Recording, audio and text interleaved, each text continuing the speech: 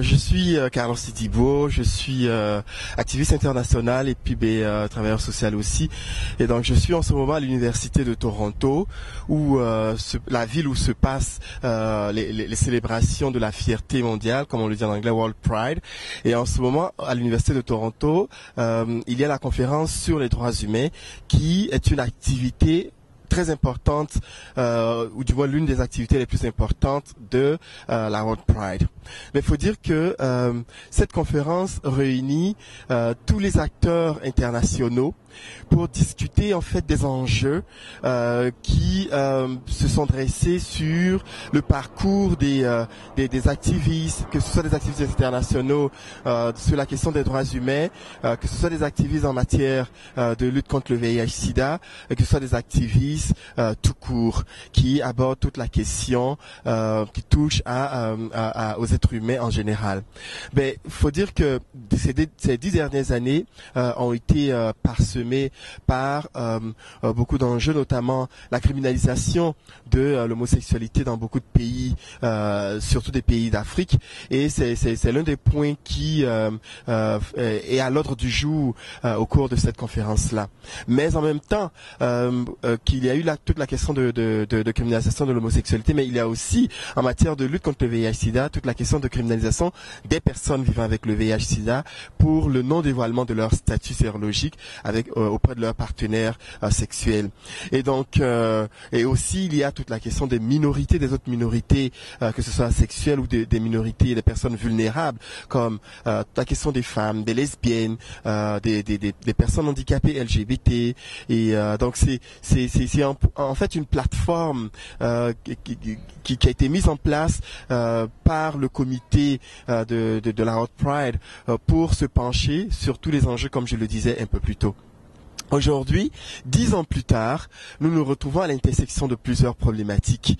Et c'est très important qu'on essaie de réfléchir aux nouvelles stratégies d'approche, étant donné que en matière de prévention, d'éducation, que ce soit de nos gouvernements ou des communautés qui composent la société en général, il y a eu beaucoup de travail qui a été fait, mais quand on regarde de plus près quelles sont les retombées de ce travail qui a été fait, on a l'impression que les résultats ne sont pas assez positifs, parce que évidemment il faut continuer d'éduquer les gens, il faut repenser les stratégies, il faut continuer de mener des débats avec le gouvernement, et surtout autour de la question de la criminalisation de l'homosexualité, étant donné que beaucoup de pays prennent comme pour argument le fait que c'est bafouer les valeurs, c'est aller contre la moralité, c'est aller contre les traditions, les mœurs, coutumes des pays, et donc s'ils ne se dressent pas de façon drastique contre l'homosexualité, ce serait comme laisser un espace à l'homosexualité, et ce n'est pas ce que ces pays-là recherchent nécessairement. Mais en même temps, de l'autre côté, il est question de droits humains. Et quand on parle de droits humains, on parle de droits humains tout court. On ne parle pas de droits humains qui s'appliquent ou qui est respecté et offert à une tranche de la population. On parle de droits humains qui s'appliquent à tous les êtres humains. Mais étant donné que les personnes LGBT sont aussi des êtres humains, donc il est question aussi que ces droits humains puissent s'appliquer à ces personnes-là. Mais le hic, c'est que ces droits humains ne s'appliquent pas. Et cette frange de population doit lutter farouchement pour pouvoir, à la limite, je dirais, commander ces droits humains qui sont des droits naturels. Et à l'intersection de ces luttes-là se trouvent aussi, en fait, découlent toutes les conséquences, parce qu'il ne s'agit pas seulement du non-respect des droits humains des personnes LGBT, mais il s'agit du bafouement, de la dégradation, de l'humiliation de l'être humain dans sa valeur intrinsèque. Et donc, cette conférence internationale qui, comme je le disais, regroupe plusieurs aspects au niveau international, et c'est pour discuter sur ces enjeux-là. Au sortir de cette conférence, nous l'espérons que ce ne serait pas juste comme des dossiers que nous avons signés qui resteront dans nos placards ou dans nos tiroirs, mais que on partirait d'ici avec des résolutions. Nous partirons d'ici avec des hypothèses qui nous permettront de pouvoir analyser la situation, mais de l'analyser de façon plus objective, de se dire que nous sommes au cœur aujourd'hui de tout le débat de la diversité, que ce soit la diversité sexuelle, que ce soit la question d'identité de genre, que ce soit la question de minorité, et minorité, quand je parle de minorité, c'est minorité à tous les niveaux. Donc, quand nous partirons de cette conférence-là, il faudrait que ça puisse, les idées que nous aurons, nous emporterons d'ici, puissent alimenter notre travail que nous faisons déjà au quotidien.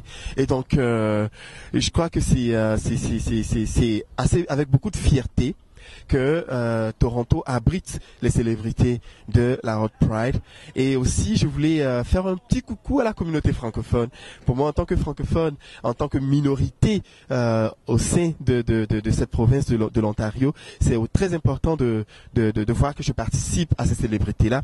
C'est très important que Franco Fierté, qui a un programme très alléchant, puisse prendre part à ces célébrités, et ce n'est pas juste de pouvoir commémorer ou de pouvoir offrir une plateforme aux gens pour se distraire, mais en se distrayant, on aborde en même temps les enjeux cruciaux des différentes communautés qui composent l'Ontario et qui composent le Canada en général, et je dirais même qui composent le monde entier.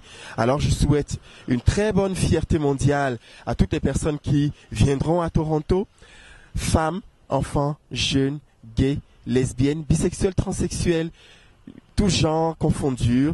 Il faudrait qu'on fête ensemble la diversité, et que c'est ensemble, en fêtant cette diversité, que nous pourrons mieux respecter les droits humains. Vive Toronto, pour que vive la fierté mondiale 2014. Merci.